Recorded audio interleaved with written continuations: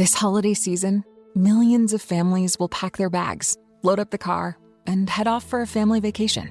But not every trip is going to be somewhere fun.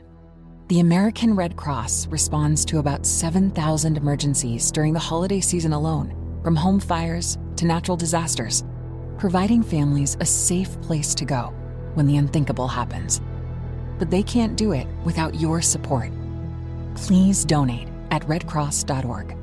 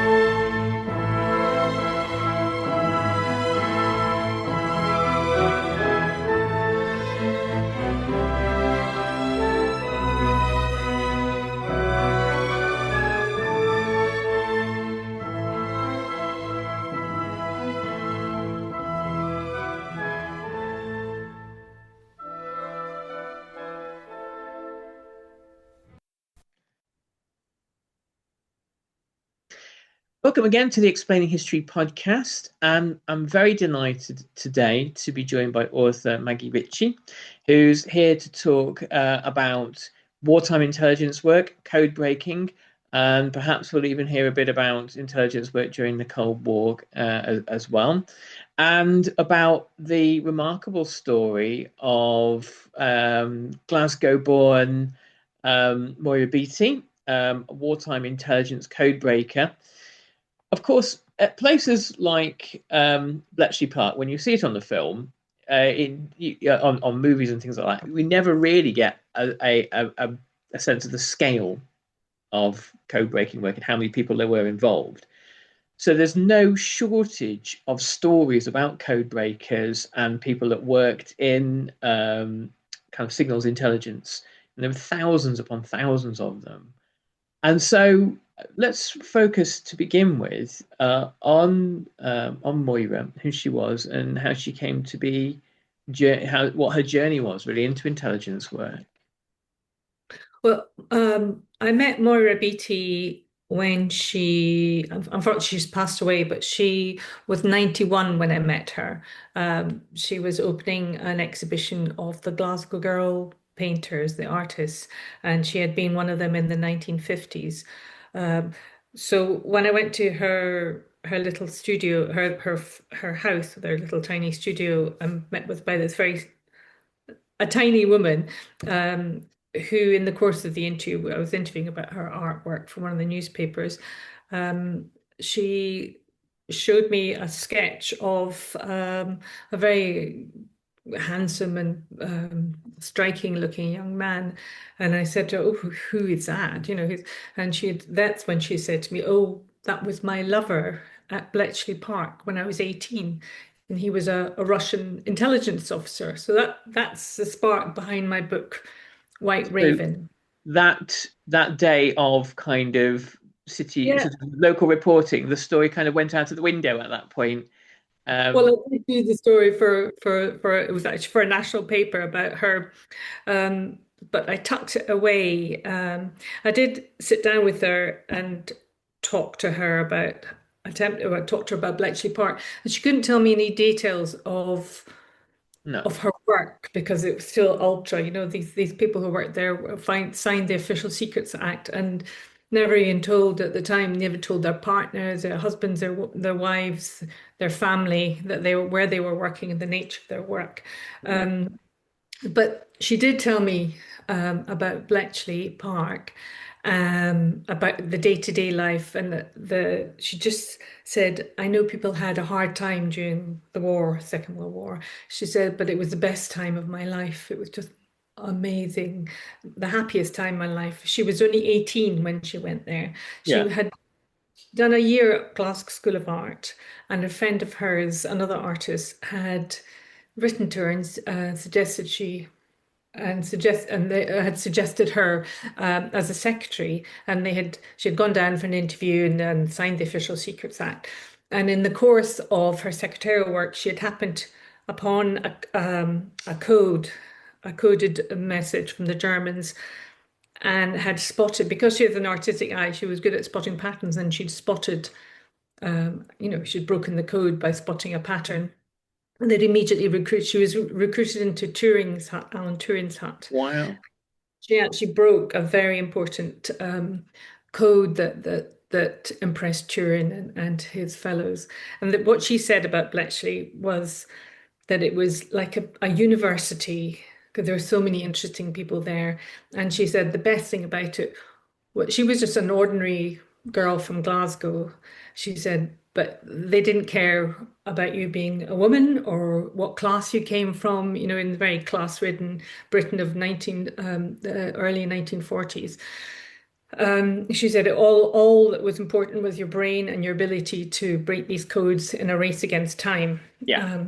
She said there were some Debs there, some debutantes who were very nice, she said, but they were making the tea and bringing the tea in their pearls and their twins, and their posh voices. And so she said that was the best thing about Bletchley, and she made some amazing friends, and she ran an art school with the then director of the Courtaulds, and it just sounded amazing. And then she fell in love with this Russian he was a white Russian Right. who was a British intelligence officer. So he was British, but he was from a Russian background and spoke fluent Russian. And she said he was the one who started up. He knew that Stalin was a bad guy when he was our allies and didn't trust the Russians. And he had started an anti-Soviet sort of espionage unit. And they had an affair, and then she said it broke up. I think he had to go on missions or something. And it was too dangerous. She didn't really go into why they broke up, but she was so depressed. She said she was suicidal and she had a breakdown, and she then went to work in propaganda film unit or something. And then she went back to art college. Right. But that had stayed with her all her life, that time, those couple of years in Bletchley. Well, I think what's really interesting here, and you read about this in lots of kind of oral histories of the Second World War, that, that it is a time of horror and hardship and suffering. But for some people, there is this experience. It's the most vivid, exciting, and often for lots of women, liberating moment of their entire lives. And nothing quite like it had ever come along. And it's a revolutionary moment, because what you describe about the kind of the temporary erosion of social class there, which very much reassembles itself very quickly after the Second World War. But there are moments where you get working class people, women, able to experience, things that they would always have been excluded from, out of the kind of the necessities of war. And that, I think that experience you can't remove from people when they see very different vistas in life. So it sounds fascinating. So Moira was inspiration. I mean, my book, White Raven, my character is called something else. I just took that as a starting point. And I wanted to carry on the story about what happened afterwards. So my character, Moira herself, Moira Beattie, went on to, finish art college and become an art teacher and get married and all the rest of it. But I always imagine it must be so, what do you do after that, after an experience like that? So my character has been at Bletchley, and it's now 1956, and she's a teacher in a girls' school, a sort of very polite girls' school in Edinburgh, and she's bored, she's itching for something else to do, and so I had a friend of mine who's a television director had come across an abandoned Air Force Base, a naval and then Air Force base outside Crail in the East Neuk of Fife, which is a very picturesque fishing village in Scotland, in the east coast of Scotland, a ruined village, a ruined base, which had been a Russian language school for conscripts. So during the Cold War, so clever conscripts were sent there to learn Russian from these very exotic and rather eccentric Russian emigres and Soviet defectors. Because the Cold War was going on, we needed interpreters, translators, spies. So it's been written about. So it's called the JSSL. So my character meets her Russian while she's there, while she's in Crail painting. It's a very picturesque little village, and he recruits her to teach art at the JSSL, and he also has been to Bletchley, and she knew him from Bletchley. Mm-hmm. But it was very similar to Bletchley in the way that, again, it was a classless place full of clever, different artistic people, literary, linguists, scientists, and so forth. And so she feels right at home there. And from that, in my fiction, she is recruited into espionage, Right. sort of cat and mouse, and it's the time when Scotland was pivotal in the Cold War because of its geographic location. Yeah. Nuclear, and it was the time when they were thinking about where to position nuclear-powered submarines with nuclear missiles. So that's the background. She becomes involved in espionage between Russia and Britain and the US. It's really interesting. I mean, when you look at the kind of the classic films and books on espionage, on things like that one with Benedict Cumberbatch, The Imitation Game, all about Bletchley Park. If you were looking at this from outside of Great Britain, you'd be forgiven for thinking that only English people ever did any spying, and sort of like. And this is just a sort of like a thing about Britain, that non-English voices often get erased from the narrative. Let alone non-English middle class voices. So was Moira from a relatively humble background? She was from a very ordinary background from Glasgow, and I think her mother used to run the ice rink that used to exist around the corner from me in Glasgow. So, she wasn't from, I would say, lower middle class, upper working class, that kind of thing. So very ordinary sort of background. So This holiday season, millions of families will pack their bags, load up the car, and head off for a family vacation. But not every trip is going to be somewhere fun. The American Red Cross responds to about 7,000 emergencies during the holiday season alone, from home fires to natural disasters, providing families a safe place to go when the unthinkable happens. But they can't do it without your support. Please donate at redcross.org. yeah, so she wasn't a Benedict Cumberbatch by any manner of means. No. And she met Turing, did she? Yeah, she worked in the same hut as him, I believe. So, I mean, that's the extent of the work I know about her. As I say, she was all very, it's ultra. I mean, she told me about how the very punishing work schedules. They worked around the clock, obviously. She had said that she had digestive problems because the food was quite terrible. But then we speak to other Bletchley Park graduates, and they say, oh, the food was marvelous, but maybe they were used to boarding school food or something. Yes, and or there were different rations for different people. and it's, I mean, for those that don't know Bletchley Park particularly, it's there's a kind of quite a nice country house there, and Beautiful, yeah. then the rest of the site was essentially just Nissen huts, wasn't it?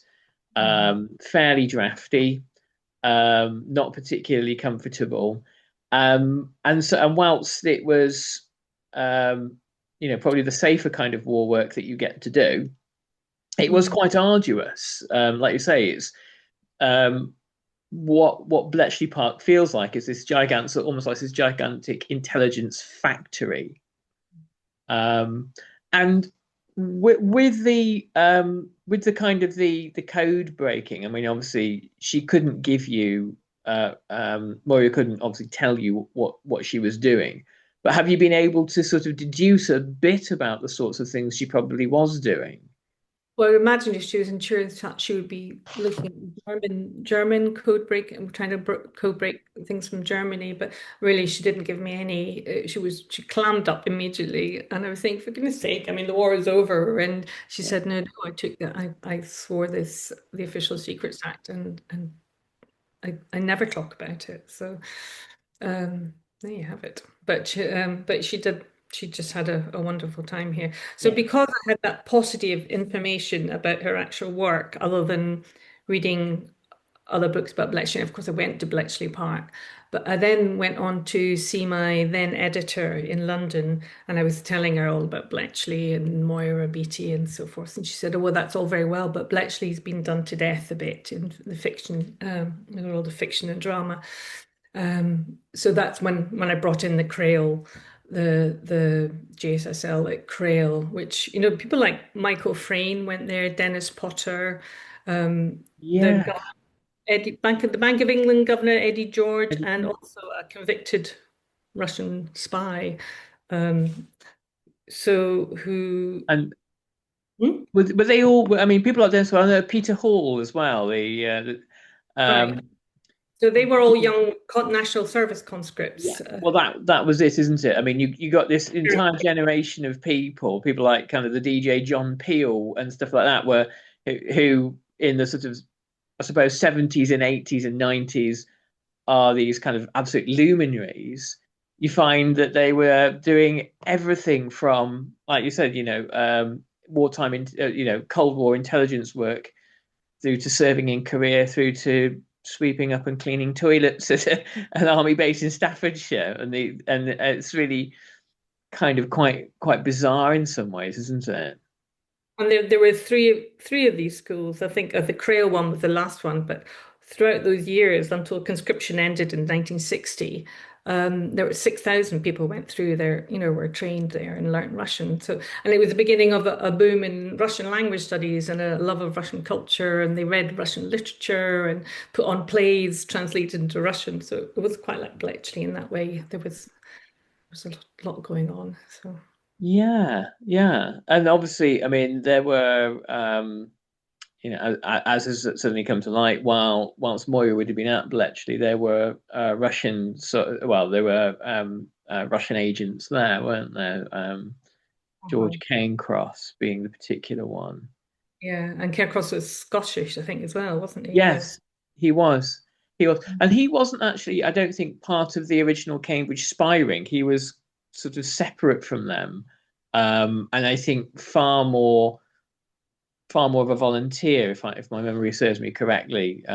He sort of he didn't take much recruiting, Mhm. um, and so from everything that you've read and everything that you've learned about, was the kind of the intelligence work of the Cold War particularly different from the wartime conditions? Was it sort of a different I kind think a of? lot of it was, I mean, you read some of the memoirs and they say a lot of the work was quite boring. But it was a lot of listening into signals from Russian messages from Russia. So it was a lot of listening, but I think that it was a sort of preparation. There was a huge fear, of course, at the time that we would end up in a nuclear war with between America and Russia, and we would be Britain would be part of that as well. Yeah. So it was in preparation so that they could become interrogators, fluent in Russian if they were to catch Russian spies or listen in or break codes or so there was all sorts of, and some of them, there was Czechoslovakian was taught as well as some of the Serbian language, and some of them became spies and went behind, what would have been then called the Iron Curtain. So it was a time that was quite fraught, and which is why my character is seduced into it by her Russian, who says, look, there's this nuclear arms race on. The Americans have got nuclear powered submarines. Russia doesn't. Let's even the playing field a bit. So there was a woman, I think her name was Melita Norwood. I don't know if you came across her at all. She was exposed as a Russian spy in the 1990s when there was a book, The Mitrokhin Archive, came out. And that was her motivation. She when they exposed her as a Russian spy, she was very, very elderly and sort of just she's quite amazing, really. She just sort of told the son on her doorstep to go away and leave her alone, which is just one of the most brilliantly British stories that you can kind of capture. But she basically said at the time it was evident that there was going to be one big bully in the world, and it was going to be the United States of America, and you had to give secrets to the Soviet Union to prevent that. And in a way, I mean, obviously, you can critique that for all its sort of naivety and giving Stalin nuclear secrets, but there are some people, some sort of realists in international relations who say, well, no, that's right. That's how you create balance between. That's how you create balance between countries. You both give them a gun of the same proportion, and that's so. So what you capture there, I think, is very real. And there were plenty of people thinking in exactly the same way at the time, that in the interests of world peace, the Soviets have to have a nuclear weapon. Well, she's recruited in a sort of convoluted way. She believes she's working in Britain's interest because she's ex-Bletchley and she's very patriotic. But it turns out that she's working for the wrong people, unbeknownst to her. But that's the argument that is put before her, that there's this mutually assured destruction argument. And at the time, I mean, Glasgow was called Red Clydeside. There was a lot of communism there. There was, so she had, and C&D was just starting up. So there was all that milling around in the 50s. I thought it was an interesting time. I mean, my parents were both young in the 50s and got married then. So it's always been a time that's been quite, my parents would look back and go, it was a terribly shabby, depressing time, but for now that we're a bit far away from it, I thought it's actually a time of huge change, social change. Well, you talk about Red Clydeside, and I think this is something it's hard for the 21st century mind to kind of really grasp, that in Clydeside, in Merseyside, in London, here in South Wales, there were communists. There were people. There was until sort of 1956 or so, a really vibrant, active British Communist Party and communist tradition, and people who, thought Stalin was either great or brutal but necessary, and we live on the other side of the end of the Cold War. So our worldview, what we understand and what we know and what we see as historically inevitable, is completely different. But at the time, in the mid 1950s, and this makes sense of people wanting to do intelligence work for the Soviet Union. That was a thing. And it's weird because it's not that long ago in historical terms, but it feels like a completely different universe. You know how everything's a subscription now? Music, movies, even socks. I swear if To continue this ad, please upgrade to Premium Plus Platinum. What? No. Anyway, Blue Apron. This is a pay-per-listen ad. Please confirm your billing. Oh, that's annoying. At least with the new Blue Apron, there's no subscription needed. Get delicious meals delivered without the weekly plan. Wait, no subscription? Keep the flavor. Ditch the subscription. Get 20% off your first 2 orders with code APRON20. Terms and conditions apply. Visit blueapron.com/terms for more. This holiday season, millions of families will pack their bags, load up the car, and head off for a family vacation. But not every trip is going to be somewhere fun. The American Red Cross responds to about 7,000 emergencies during the holiday season alone, from home fires to natural disasters, providing families a safe place to go when the unthinkable happens. But they can't do it without your support. Please donate at redcross.org.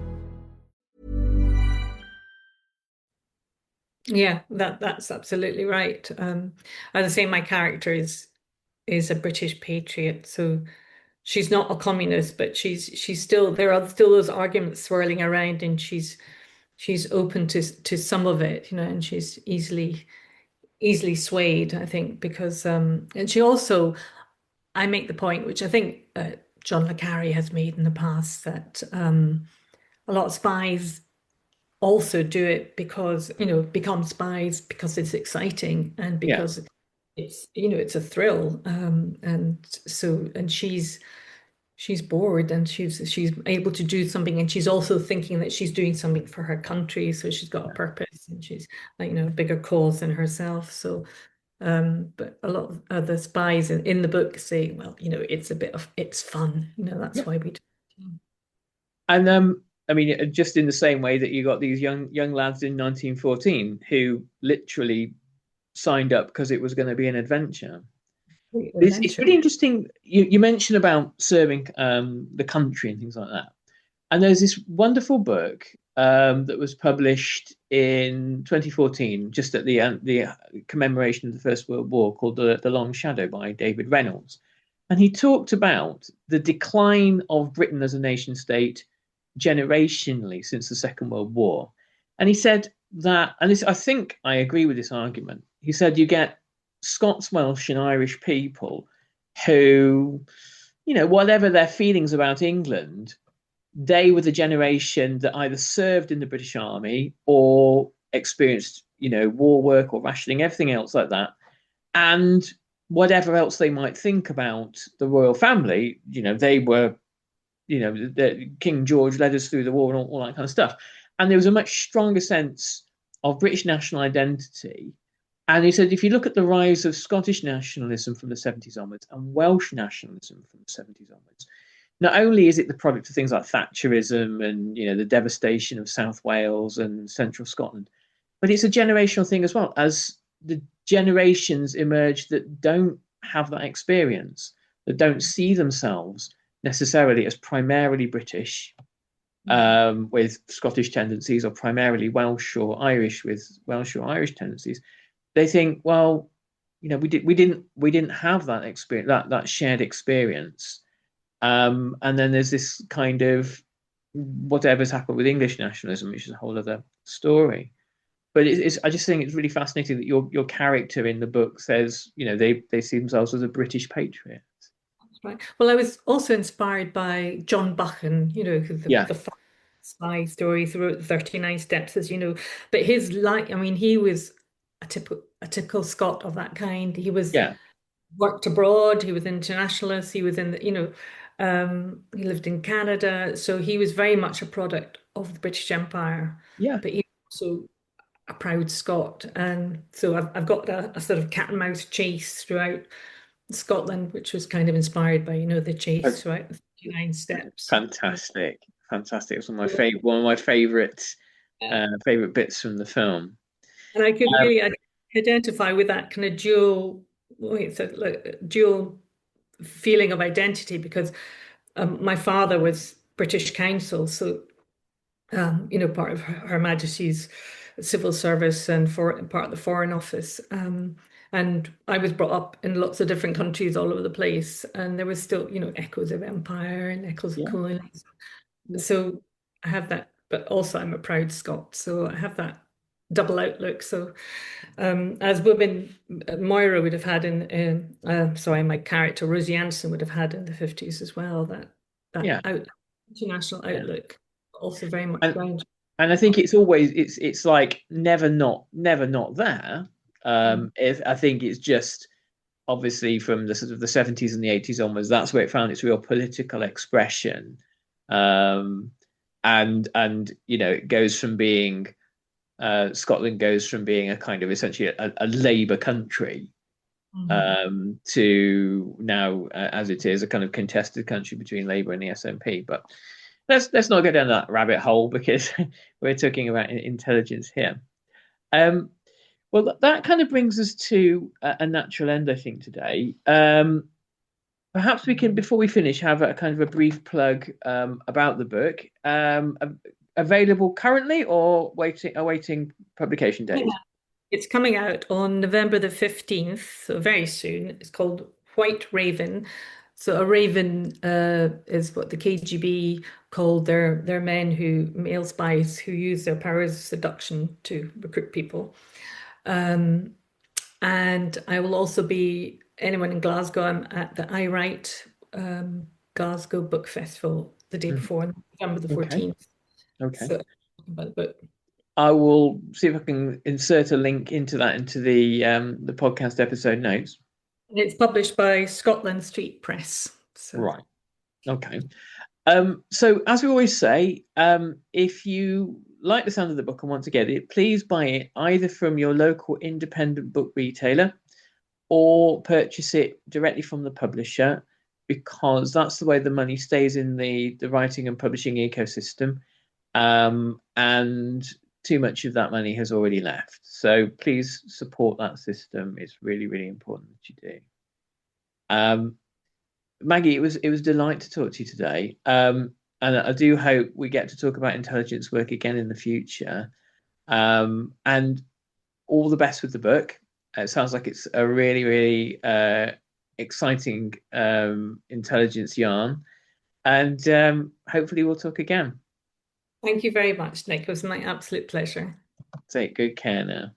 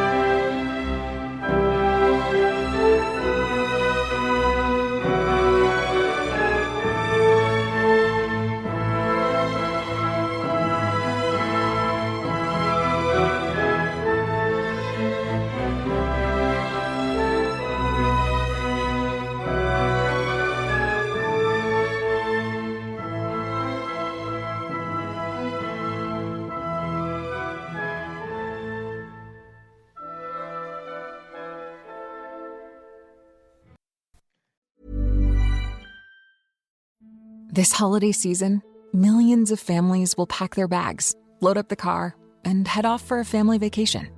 But not every trip is going to be somewhere fun. The American Red Cross responds to about 7,000 emergencies during the holiday season alone, from home fires to natural disasters, providing families a safe place to go when the unthinkable happens. But they can't do it without your support. Please donate at redcross.org.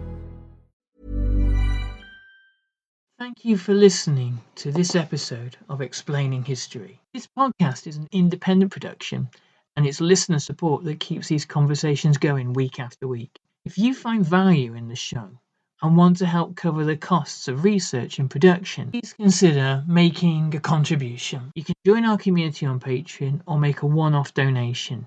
Just follow the links in the show notes for this episode. Every bit of support is truly appreciated.